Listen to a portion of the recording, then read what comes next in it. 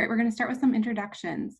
So my name is Chrissy Francis. I use she, her pronouns, and I work as a career counselor in the College of Science and Engineering. Hello, my name is Brittany Hayes, and I am a career coach in the Carlson School of Management. Hello, everyone. My name is Brody Jameson. My pronouns are he, him. I'm a recruiter at Thomson Reuters. I've been with the company for just under 2 years. Support our recruitment efforts for internship programs across sales, finance, and technology. Hi, everyone. I'm Megan Kirk. I use she, her pronouns. I am the supervisor of our technical talent acquisition team at C.H. Robinson. So I oversee all of our entry-level technical recruiting. Hi, everyone. My name is James Lieberman. I am a recruiter with Accenture here in Minneapolis. I use he, him pronouns. I have been with Accenture about 2 years and manage our entry-level recruiting out of the University of Minnesota and kind of special recruiting initiatives for Minneapolis and Milwaukee market units.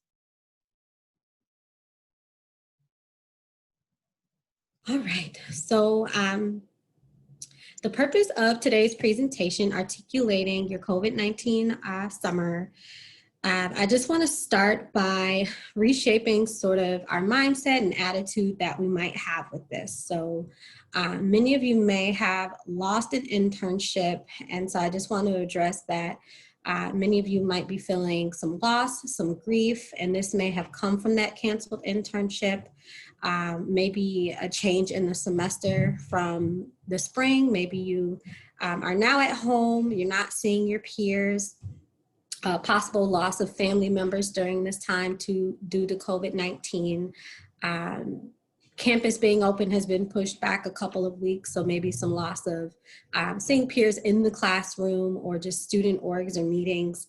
And then also some unrest of Minneapolis after the death of George Floyd and some other maybe community members that we've lost in this time. So there's been a lot of grief and loss, and so just want to address that, but then reshaping our mindset, knowing that a lot has happened over the summer to, even though a lot of this has been going on, there's some perseverance and resilience that has come through here, the tolerance of ambiguity and the unknown, and being able to sort of reshape our mindset and think about, to talk about like how can we reshape how we think about like our summer and articulate to employers what you were able to do this summer instead. So we realize that all of you have probably had very different experiences this summer. Maybe some of you had plans that continued on as you were expecting, and some of you had completely different plans. But really, we do think that you have probably developed skills over the summer, no matter what you've done, that employers really do care about. So you can see here on the screen, this is taken from the National Association of Colleges and Employers. So employers have been surveyed to see what do they actually want to see on candidates' resumes. And as you're scanning this list, you've probably noticed a lot of these skills that you already have, and maybe even those that you continued to develop over the summer. So it's important to know what employers actually want to see about you on your resume, and then you can articulate that and start talking about ways that you've developed your organizational skills or interpersonal skills in whatever setting you are in this summer. So just start thinking about the skills that you have already gained, those that you're kind of honing in on a little bit more, and then being able to articulate that to employers, I think is going to be really important for you for future opportunities and to kind of talk about your value and your worth. Yes. So as Chrissy mentioned, employers want to hear about some of those skills that were just listed, and how have you demonstrated those desirable skills and knowledge sort of during your summer 2020 experience. And so once you discovered that your internship was canceled, or maybe it was decreased, or maybe you weren't even able to secure a summer 2020 opportunity, start to think about what you did instead. So that could have been you worked at a part-time job. Maybe you had to go back home, and that meant that you had to babysit your siblings, or you did some landscaping around the home or for other people or small businesses. Maybe you enrolled in a summer course, or did like LinkedIn certificates or things and then explored maybe career options, networking, informational interviews that you've done, and any non-professional volunteer work that you've done as well. For an example, I know that after the unrest of Minneapolis and murder of George Floyd, multiple student groups at the University of Minnesota came together to organize and fundraise and like have a cleaning team in order to give back to the community. Some skills that may be highlighted in that were demonstrated are some problem solving, some interpersonal skills, maybe some work ethic and taking initiative to do this. Leadership, communication skills, the list goes on. So there's a lot of skills that goes into organizing a fundraiser. And so you could talk about that if that's something that you did over the summer. Other places where you might be able to articulate and demonstrate this would be on your LinkedIn profile, any networking opportunity, if it's during a career fair or just talking individually with someone. Within your cover letters, you might be able to articulate what you did in an interview or just simply on your resume. In your resume, you could put a line that you had a canceled internship offer. And then if you did something instead, you might be able to write that into your resume as an experience, for an example. Mm-hmm. I do think you already put in a lot of work to get those opportunities, probably last spring or maybe even last fall. So it's still worth showing employers that you got to the point of getting the offer. You just maybe weren't able to complete that opportunity. So be proud of that as well. All right. Oh, excuse me. So we're going to move on to our employer panel. So this is the exciting part of the presentation. We've got 3 great employers with us today to talk about hiring trends, plans they have for the future, what their company's up to. So we really do want to make sure that you're getting your questions answered. So be thinking about what's important to you. I think any question is fair game, so feel free again to use the Q&A feature to submit those questions. Brittany and I will kind of work on moderating and asking the questions throughout the rest of our presentation today, and then our employer guests will be answering those questions. So we might kick off with a question to get the ball rolling. I'm probably going to stop this screen share, but just as a reminder, here are our employer panelists, and then you'll be able to see kind of their faces as we're having a conversation. All right, so let's start off with asking each of our employers if they can describe how their campus recruiting might be different this year. Yeah, so I can jump in and start with that right away. For Thomson Reuters, I mean, for everyone really, right? It's a lot different with the virtual scenario, right? But this year we're not looking at being at, or at least in the fall, not being at any in-person events, just virtual events, right? So I think that's a whole new shift of a mindset.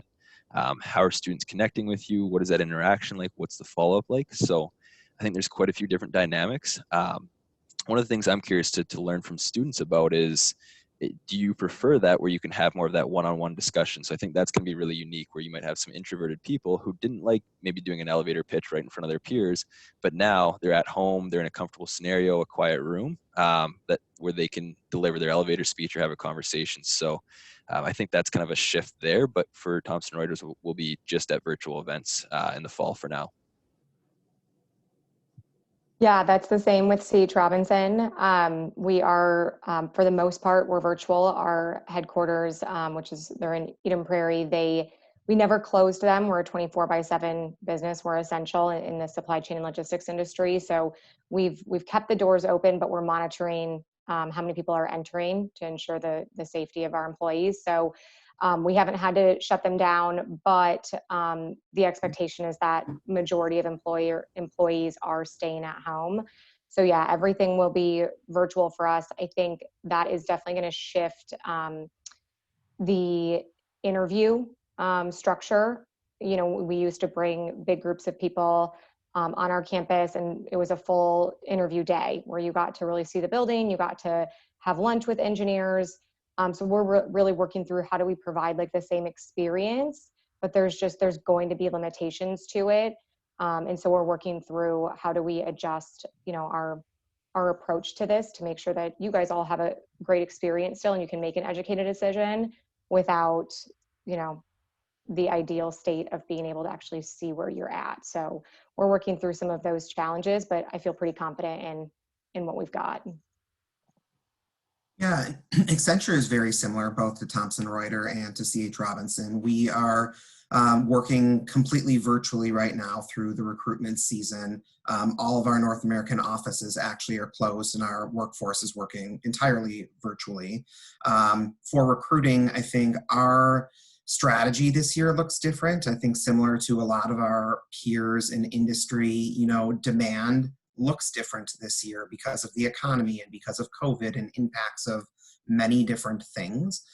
So I think the overall strategy that we've used in the past of honestly just showing up at, you know, all of the in-person career fairs and hosting events on campus and posting a number of different requisitions open to students has really changed. And our strategy this year is really strategically trying to get in front of the populations that we know we have demand to fill for.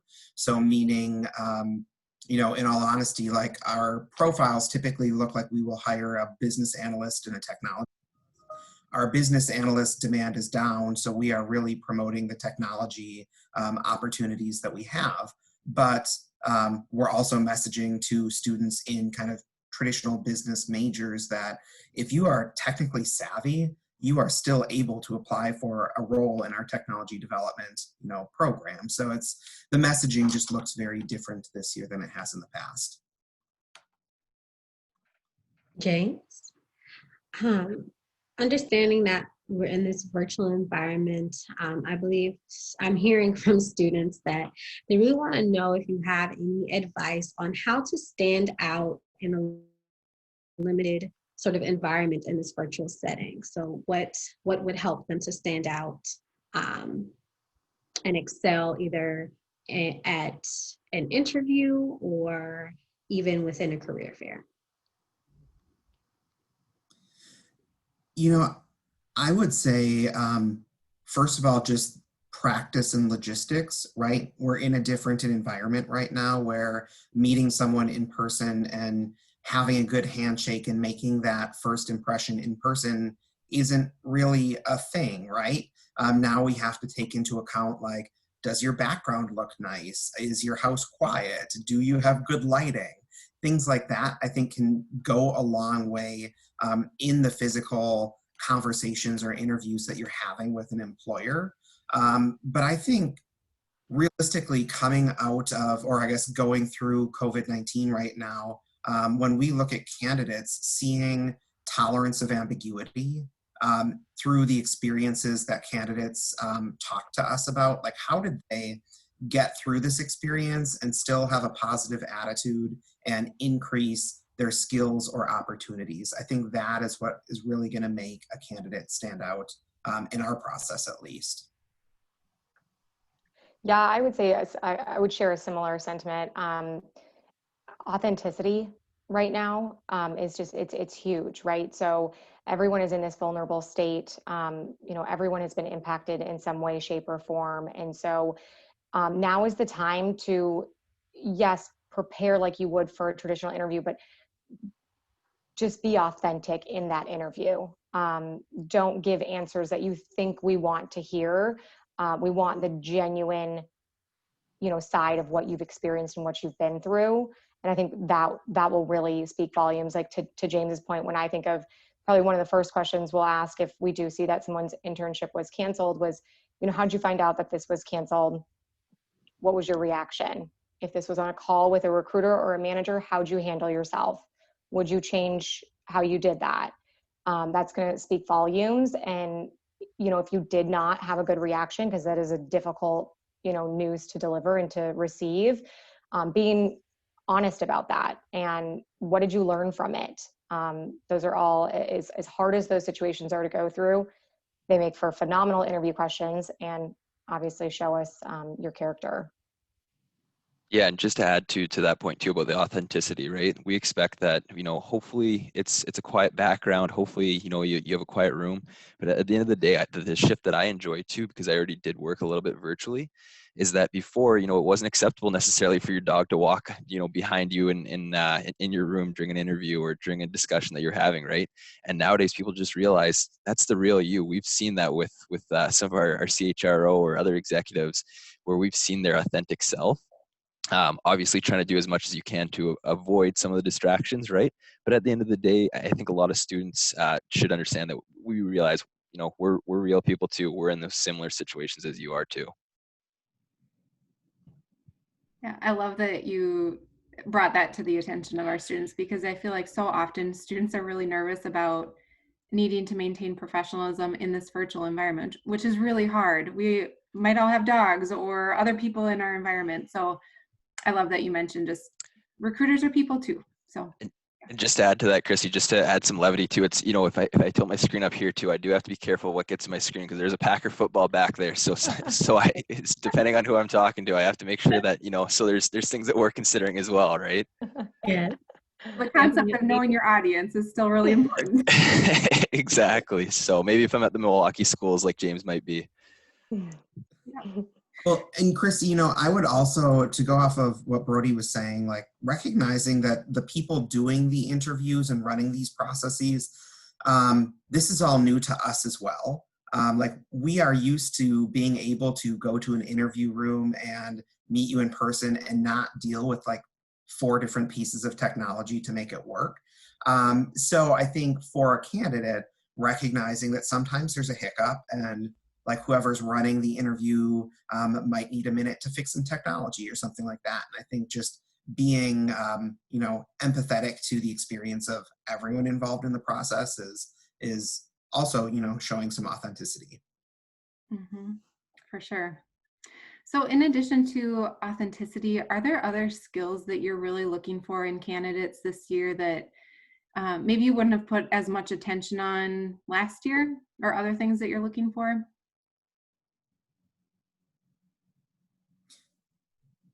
I can start. Well, and let me give you the context of Accenture being a technology consulting company. I think we have always looked for candidates that are technically savvy and can show us that they have excitement around using technology. But I think, this year, any candidate to be considered needs to show that they can work in a virtual environment utilizing technology. And I'm not saying that that is anything more complicated than being able to navigate things like Zoom or Microsoft Teams to, host meetings and things like that. But I think that this year, maybe a particular emphasis, knowing that most large companies are working virtually for a candidate, is to show that you have been able to, get through the end of spring semester and the summer and fall semester and are able to navigate that. So there's less of maybe a learning curve once you join kind of the professional world. Yeah, I would just add to that, adaptability is a big word for us. How did people react, as Megan had talked about earlier? How did you react to the last summer? You had an internship canceled, or maybe it went from being in person to remote. To be perfectly transparent and honest, we don't know 100% if we'll be in person next summer, right? Right now for Thomson Reuters, we expect to be back in the office on January 11th, but depending on the situation in Minnesota, that might be extended further. And it might get to a point where we decide a little bit earlier this year compared to last year, we might say, hey, we're going to pivot. We're going to go remote again and do another virtual internships. So the nice thing is we've done that already for summer. We did have some internships canceled, but we also had some that moved forward. So we have some experience with that, but just seeing how students reacted last year and how adaptable they were will give us a good insight into what to expect for them out of their internship this year. I don't really have anything unique to add. I would say that was where my head was at too, is that adaptability. And it's not like that was never an important quality to have, because in corporate America, things shift every day. You're switching directions, you're switching initiatives, you're being pulled in different directions. So it was always really important to be agile and adaptable. But I think this just heightened it. I think this just like put it at the forefront, where maybe it was, the third or fourth bullet point that we were looking for out of your soft skills, this probably put it at the top, because we know that we're not out of this, and who knows when we will be. So we're going to be going through constant change over the course of the next 12 to 18 months, however long. Yeah. And so I know during the presentation, I sort of gave the advice of it should be okay to put that canceled internship on a resume, but I'm curious from a recruiter's point of view, how you would view seeing a canceled internship in the material. Ours was canceled, so I'm going to go ahead and say that it is going to be a non-factor for us. I absolutely agree, though. Put it on there. I think that shows that you went through the effort of getting an opportunity, and it's not to no fault of your own. You didn't get to go through the full experience, but then beyond that, it is also what you guys were talking about before is what did you do during the last 3 to 4 months, whether that be you did your own project, that will really stand out to us. I have a mindset on computer science, so sorry, it's kind of specific to that, but did you take that as an opportunity to go build your own application or web API? What did you do to show that even though this was canceled, I can still speak to these projects? And it's, I'm sure, and I would leave it up to Brody and James, but I'm sure it's similar for other types of backgrounds as well. What did you do to go to above and beyond and not just accept the situation, but continue to learn and grow and develop your skills? Yeah, that's a good point. And Chrissy and Brittany, hopefully I'm not overstepping, but I'm seeing the Q&A question come in, and that's exactly where my brain was going next, is that I've been talking to a few of our students who had rescinded offers, and they've submitted some resumes for applications for positions this year. So I've seen some different ways that they've gone about it, and I think that it's worth putting, a bullet point, maybe 1 or 2 bullet points right underneath the title, right, to say, hey, I was going to be a finance intern with Thomson Reuters. It was going to be for 12 weeks long. These were the projects I was slated to work on. And then I've even seen some students get creative, not saying that you have to do this, but I've seen some students say, accepted internship in, let's say in the fall, right? So that they've, it's a little bit different for a student. And I think there's some value there to say, hey, they accepted an internship in the fall, they were proactive, they got an internship right away, versus a student who just never had an internship and realized, well, things aren't looking too good for this summer, so I'm not even going to bother to go to career fairs and even try and pursue something. Yeah, I mean, everything that Megan and Brody just said is exactly what I would say. And maybe I would go one step further and just say, if you have on your resume that you had lost an internship due to COVID-19, make sure that you structure your resume so that the person reading it can say or can read into oh, but instead I did X, Y, or Z over the summer. Agreed. I would say put the company on there. I wanted to make sure everyone felt okay with the fact yes, if you were with C.H. Robinson, Thomson, put that on there for sure. Mm-hmm. So we have had students ask about knowing that some of their peers still had an internship that they completed and then they did not, and wondering how employers might view them as a candidate when some of their peers do have experiences and they didn't. Can you speak to that a little bit, or maybe some encouragement you would have for those students?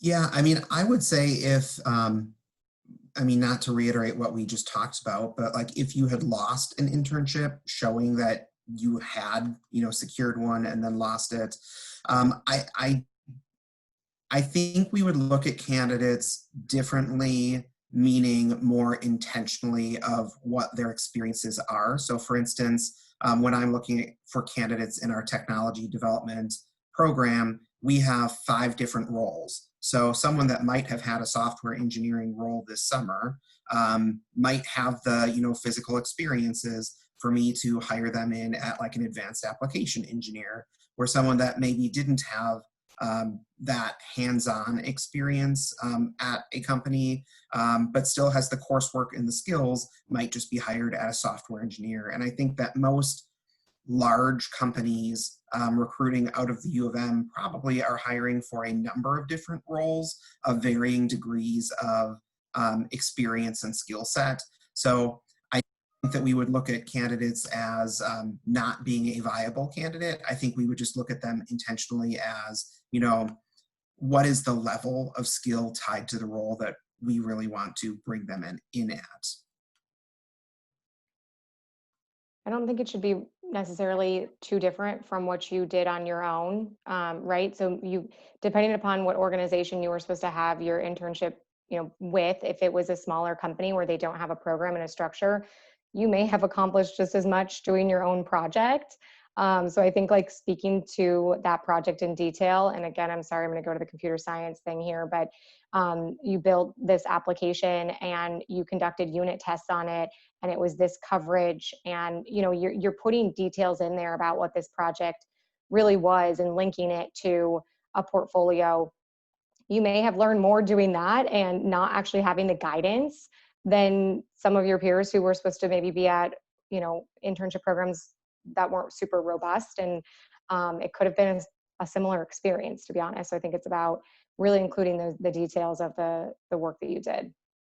Yeah, and just to take it into for different internships that might be, say, sales or finance, marketing, I think there's still relatable experiences, whether it was fundraisers you did with volunteering, or if you had your, like, say, for example, your own lawn care business that you used to do and now you're doing it again, right? You're doing door-to-door sales, right? That outside sales experience, yeah, it's a little bit more unique, but we know that people aren't going to have maybe inside sales experience or an internship experience yet when they come join us in an entry-level role. So I think the big piece there that connects it is what experiences did you have? And then how can you connect those and translate those into the actual job description and what we're looking for too. And we understand that some of those experiences are going to be unique and not necessarily the traditional ones that you'd see on an internship resume. Yeah, so diving even deeper into this, we do have a student question. So can you go into a little more detail about the kinds of technical skills someone should have for more technology or data analyst role for someone who might be a business major, but they're not MIS, so they're not management information system? Yeah, I think my mind goes to, obviously advanced Excel skills. So there's so many trainings out there have been moved to free, free certifications, free trainings, given all of this stuff. So really doing your research to uncover what are those resources that you have available to you. So really making sure that you've got some pretty strong advanced Excel skills, and then really dipping your toe into like SQL, I feel like is also a nice kind of, I don't want to say easy, but it's a good introduction into that technology world without having to go learn, HTML, and coding, which again would be awesome. But when I think of like we call them engineering product managers, but IT business analysts, they're really strong with SQL and pulling data and things like that. So going and getting some certifications or training yourself, I think would be good.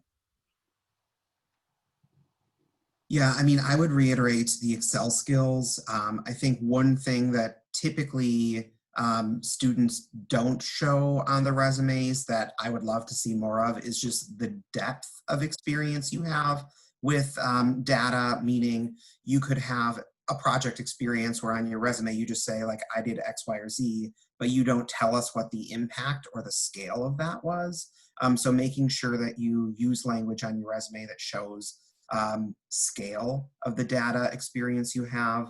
I think any sort of coding language that you have, whether it is just introductory, I would say in this day and age, have that on your resume, even if it really is just an introductory course or self-taught, is important. And then I would also say if you have had the opportunity to, through coursework or free tutorials, utilize any sort of platforms like Salesforce. Those are also just really marketable opportunities. And I know there are a lot of free tutorials out there and opportunities for students to just learn these technologies and dabble in it. But I think that would probably be my advice. Yeah, nothing major unique to add to both James and Megan's responses there. I think the advanced Excel is definitely important. And then I also really like what James said about adding, what level skills it is. It an intermediate skill, advanced skill? What's the depth of what you've done with that exact software language, I should say. So that would be the big thing that I would add.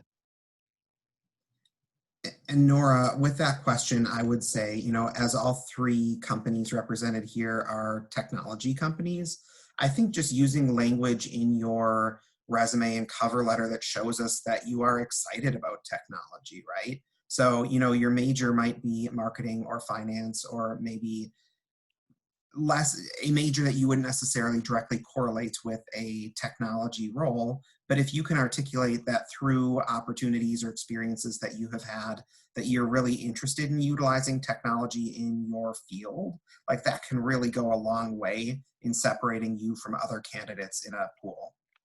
And just to add to that too, to James's point, maybe it's a quick objective statement, or maybe it's on your cover letter too, to really explain that and really prove that to the recruiter in addition to what you put on your resume.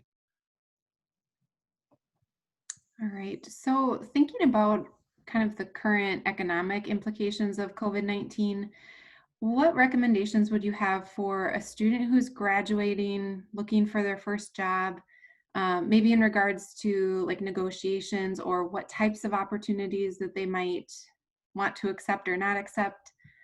Just knowing that there's been a lot of pay cuts and layoffs and things like that. A hard one. That's a hard Yeah.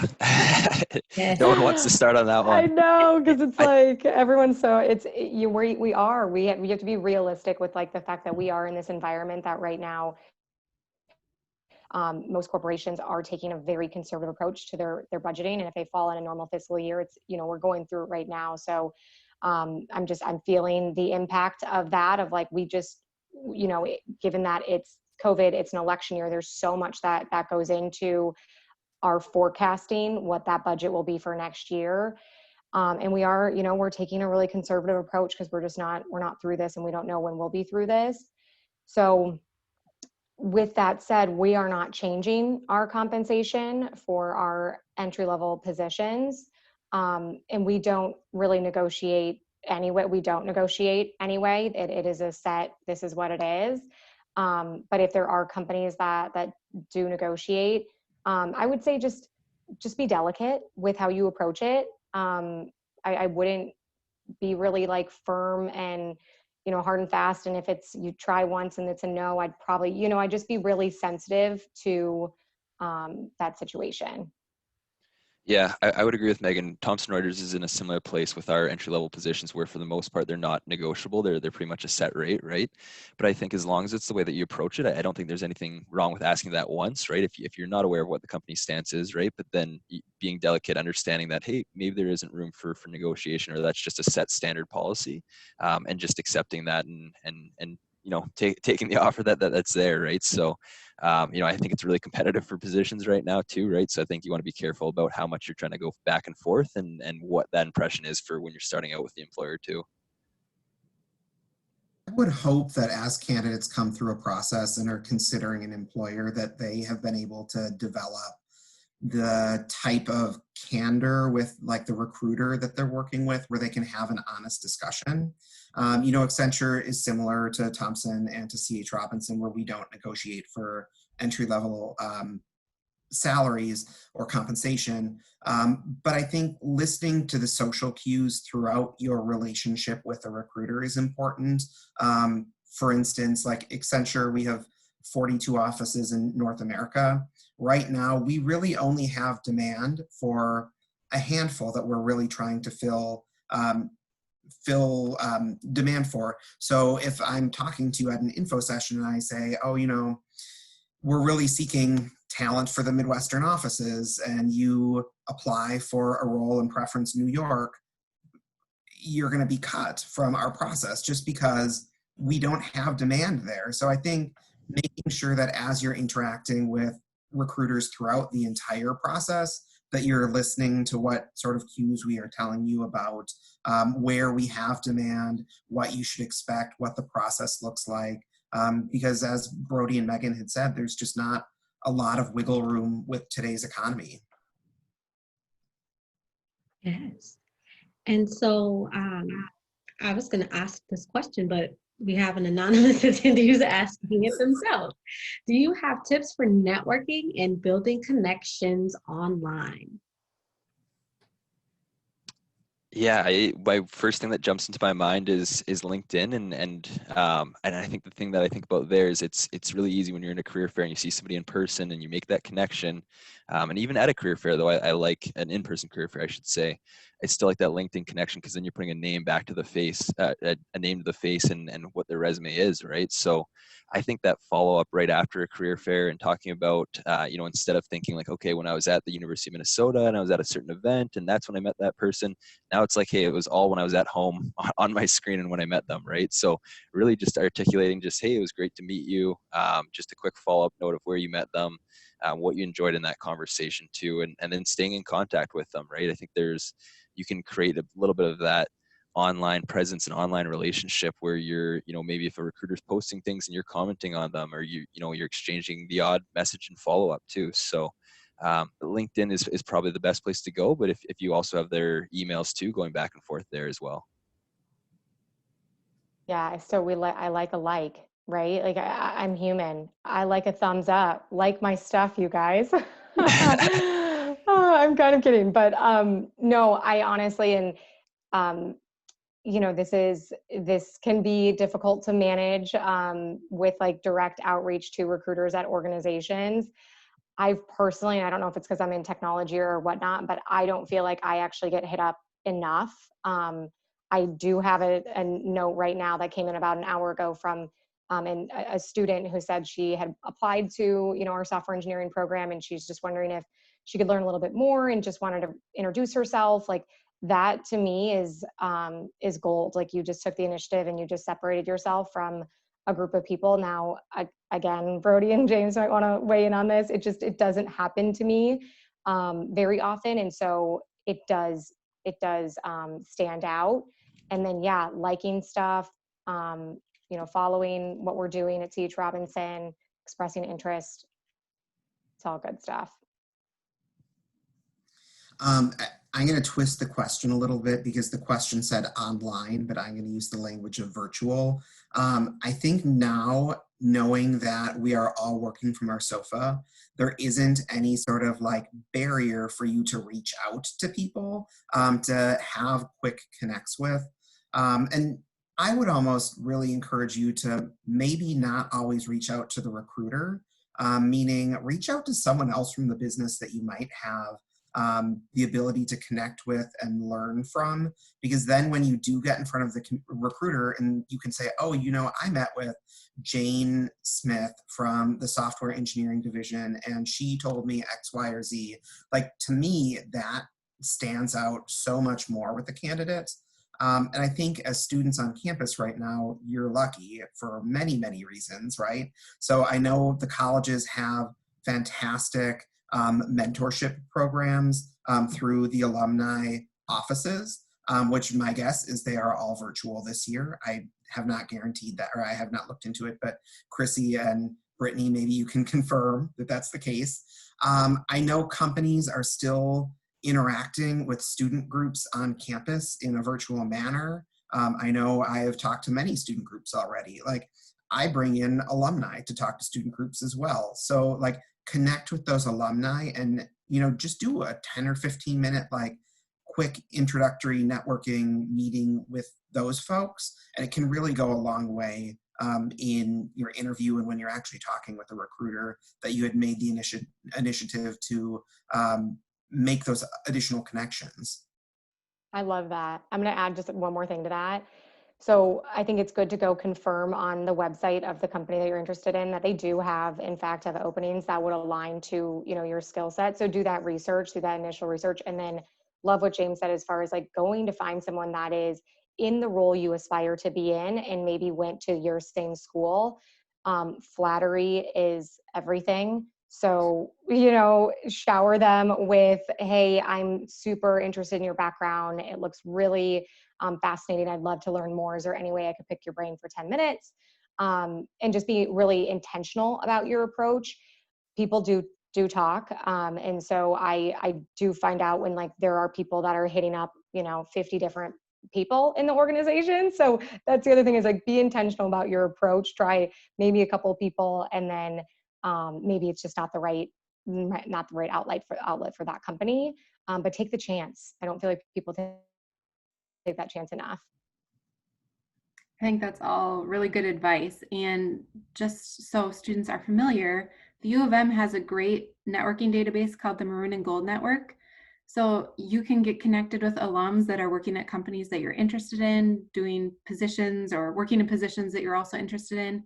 So check that out, Maroon and Gold Network. And then also, if you have a LinkedIn profile, if you type in linkedin.com/alumni and have the U of M in your education section, you'll get connected with U of M alums. And similarly, you can filter down by location or by where they're currently working or what they studied to get some ideas, but then also to connect with them. And I do know a lot of students usually say, I think that's so weird. Why would I reach out to somebody I don't know? It's a very normal thing to do. So once you're working as a professional, oftentimes this is how you learn more about other career options you might want to get into and continue meeting people at other companies. So I would just encourage all of you students to try it out because it can be super beneficial. Well, and that's a skill set in corporate America. Like, at a company of our size, we had like a firewall issue yesterday with Handshake, and the manager that I'm really close with is out on PTO. So I'm reaching out to someone that I have never met before, asking them for a favor. So to actually learn that skill set is going to pay dividends also when you get into your job. And it's becoming more of a norm today too, right? Like, we're a little bit more used to that because a lot of times we won't have met somebody in person or at an event, right? So sometimes those blind reach outs are becoming more common and becoming more of a norm. So don't feel bad doing that at all. Well, and having decentralized teams, I sit in Minneapolis. There's one other person kind of on my team, but we have 100 other recruiters across North America that I will never meet in person, but I might need to make an introduction for a student to our office in Los Angeles, and we'll just have to reach out to that recruiter. So I think that, that skill set is invaluable. Yes, James, I like that you just said that, because while we're on the networking topic, I know that sometimes students are interested in relocating and going to other places. And I know that you said there's like 46 other offices that you have. So just hearing from recruiters about, do you have any advice for students that are networking with you that might have interest in relocating or going elsewhere? We have not made our corporate stance on that quite yet.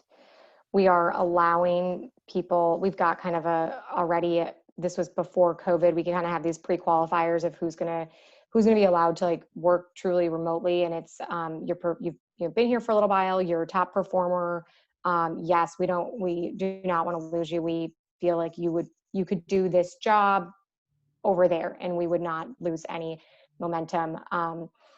We have not, I think it'll be made in the next couple weeks as far as like, what is our enterprise-wide policy and what is it going to be moving forward and how do we make those decisions.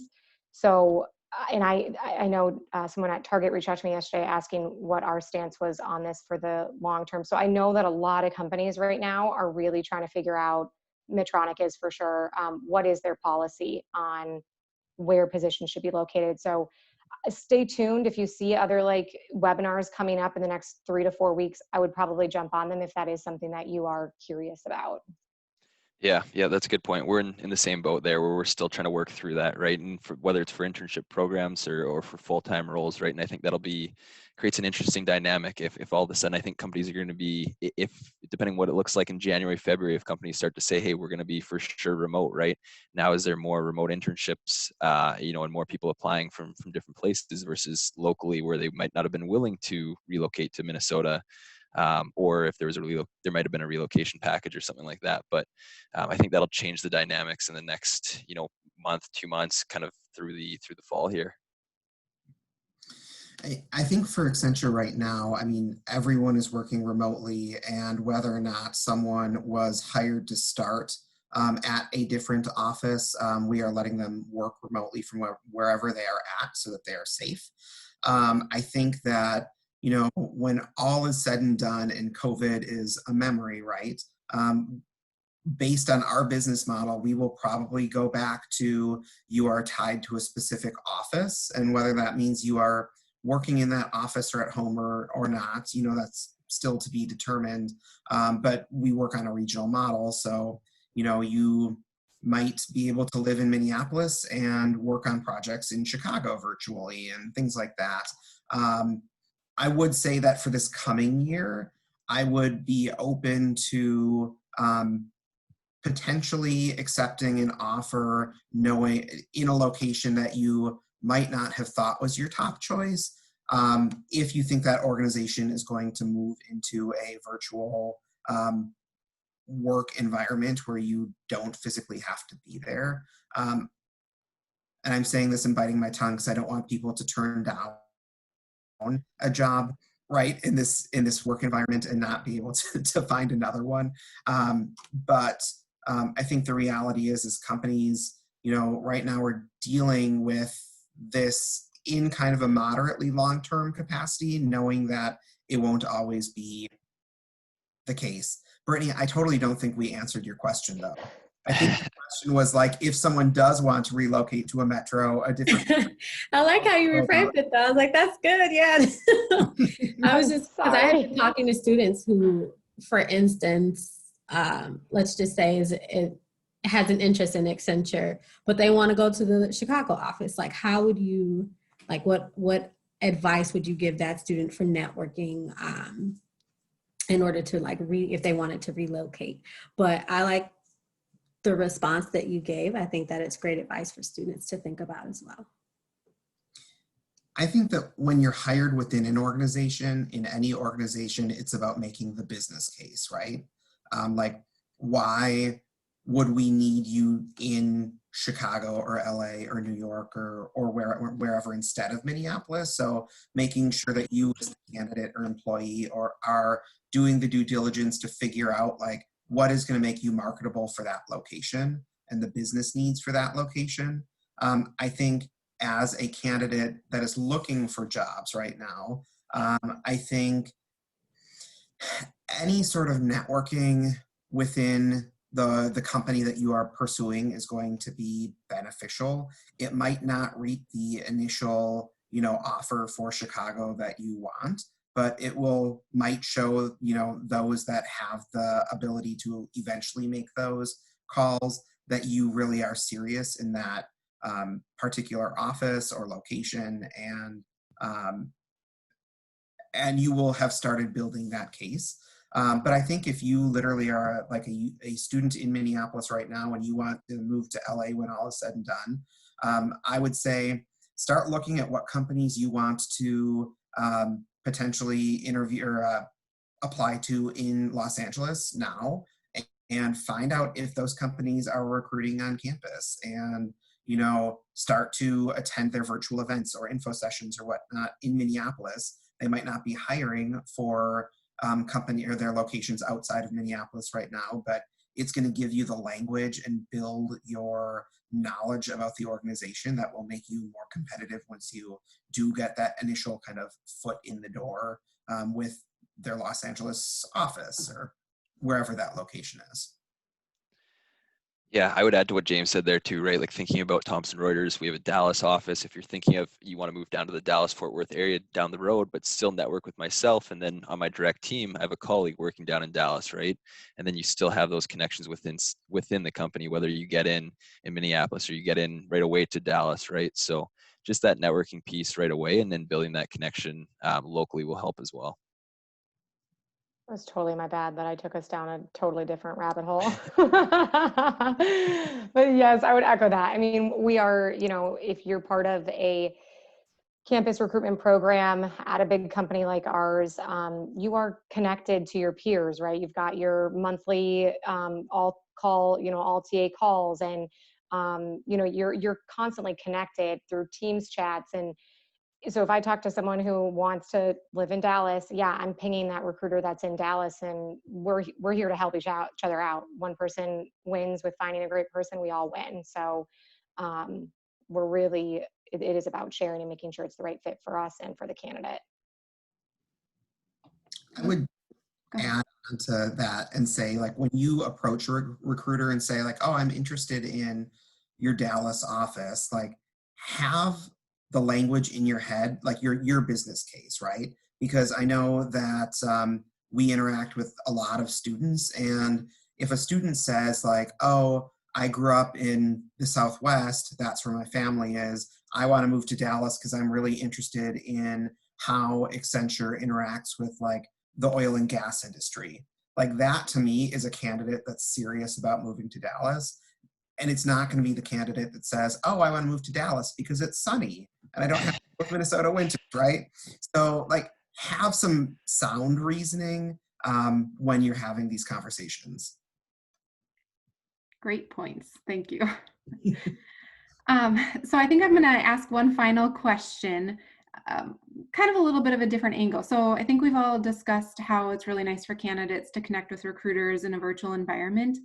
But how does your view of a candidate, how is it affected if they don't have a LinkedIn profile or you can't really find them online? There's no kind of positive online presence. Do you view them any differently? It's a really good question. I don't know that you necessarily view them. Yeah, I don't know that I would necessarily take any points off for them not having a LinkedIn profile, right? But it's going to make the actual recruitment effort a lot harder and that connection part a lot harder, right? Because then they won't be reaching out to you and connecting with you. And I think it is really nice that if you are doing some of those reach outs, right? Like, say if I didn't know James and he was a student, he's reaching out to me and all it says is just Accenture and there's no title beside it and I don't see any experience, I'm kind of like, okay, do I really know who that is? Was it a student I talked to at a career fair? Where did I meet them? So I think it's definitely worth putting the time in to build out that profile so that if you are doing some reach out, but at the same time, if we are looking at a resume and that's what catches our eye, and I go and then look on LinkedIn and I don't see you there, I'm not necessarily going to take points off in my personal opinion. I would agree. I mean, I would say that we're not going to look at you negatively, but it makes our job much easier to help find the people that are going to be a good fit for the organization. I think as a student, you need to realize, like, a recruiter, their job is to find fit as much as you are looking for fit. And I think the more information you have out there for us to learn about your experiences, interests, etc., the easier that process is going to be.